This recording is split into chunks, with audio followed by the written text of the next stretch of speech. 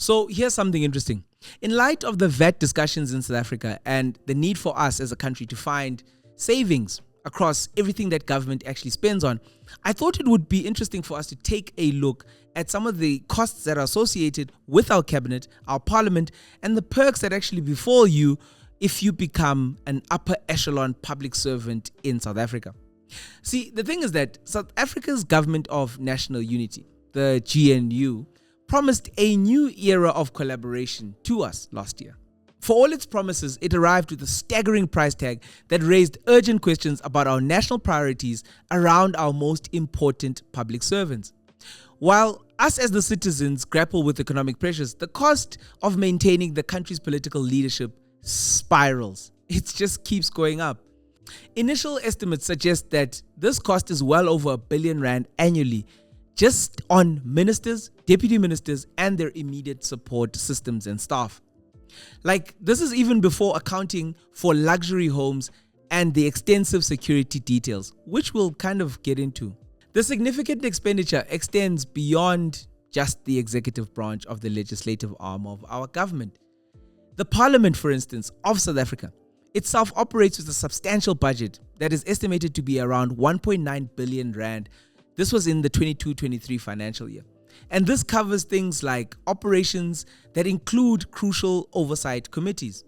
The total annual budget on taxpayers for political leadership in South Africa, based off various articles and sources that I was able to find, exceeds a total of 5.28 billion rand when you combine the executive branch at 1.2 billion rand, parliament at 1.9 billion rand, and VIP protection services for those parliamentarians at 2.18 billion rand.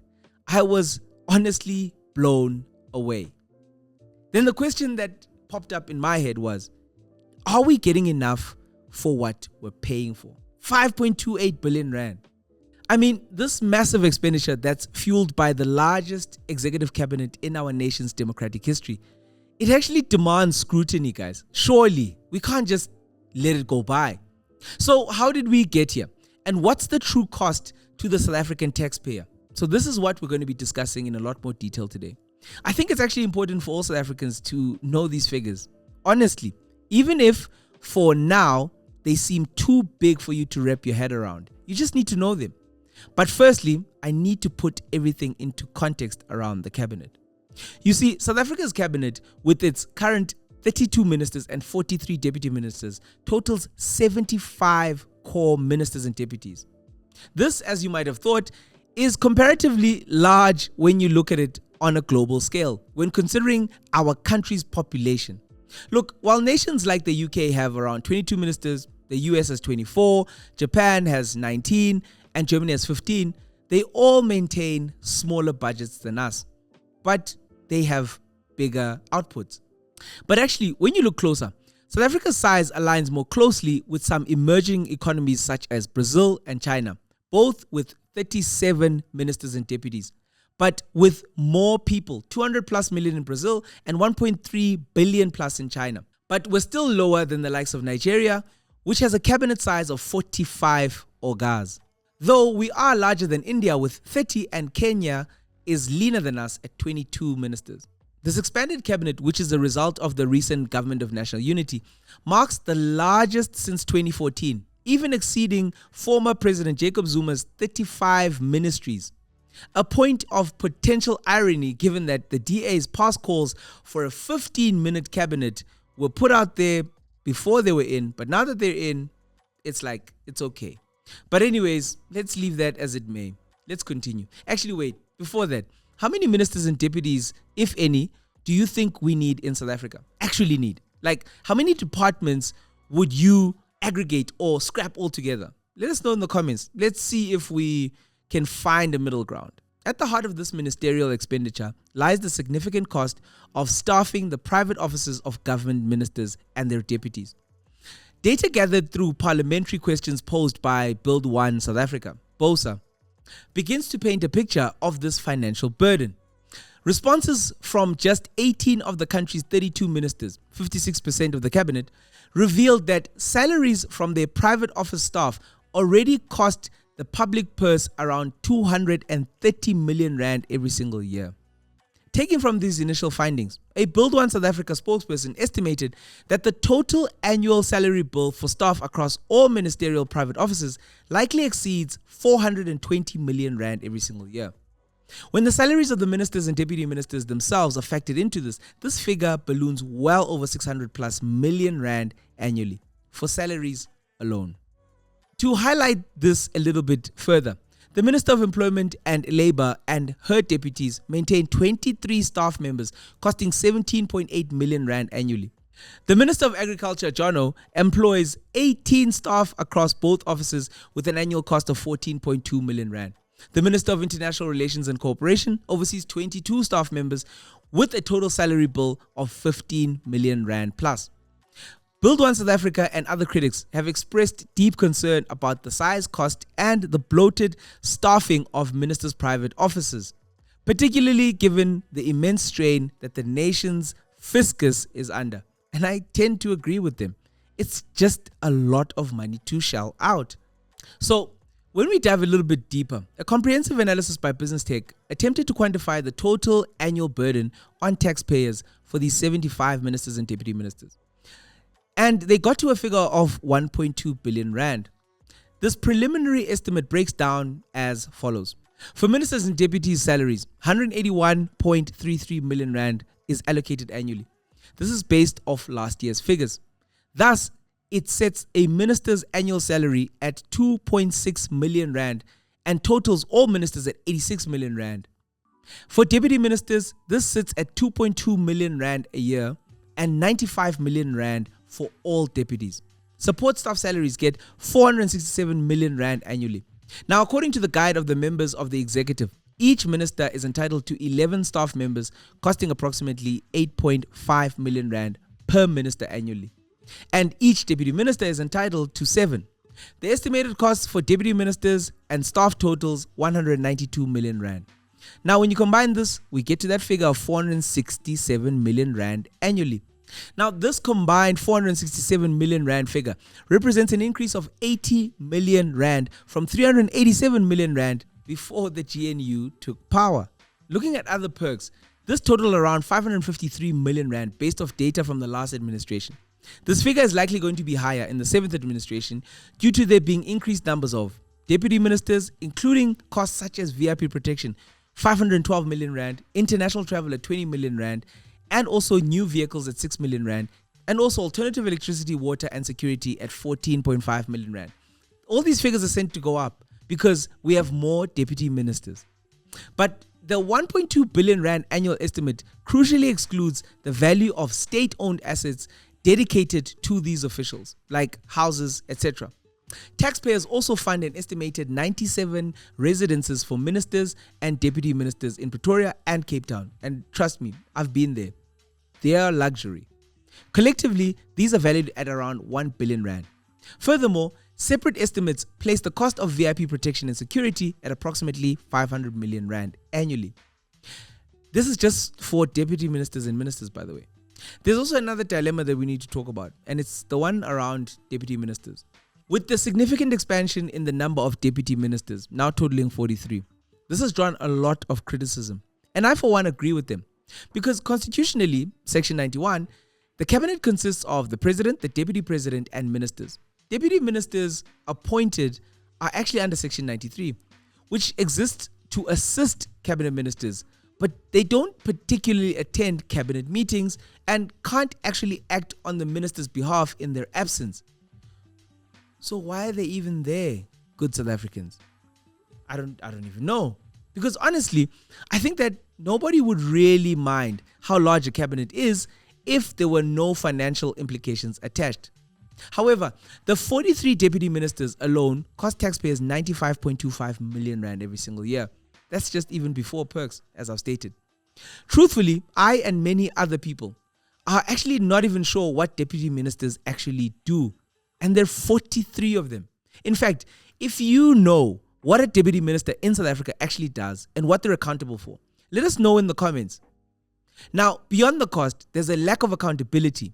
There are no measurable checks and balances to ensure that deputy ministers actually do any work. Not that I know of.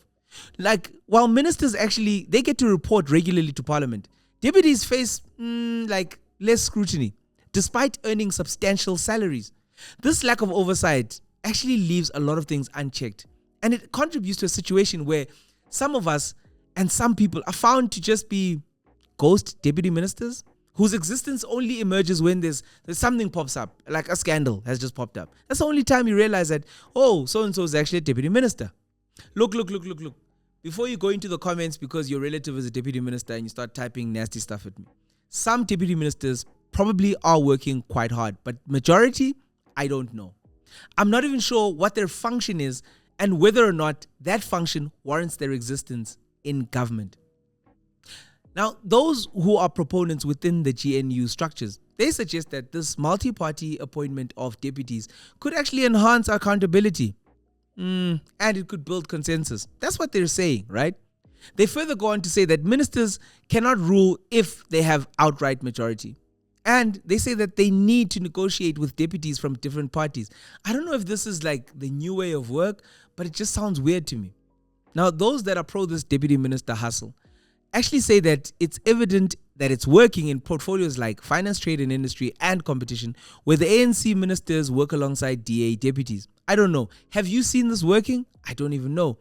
But however, the argument is that the primary driver for appointing 43 deputies, 43, was actually just political expediency and patronage. They needed to make sure that politically people get something, yabo?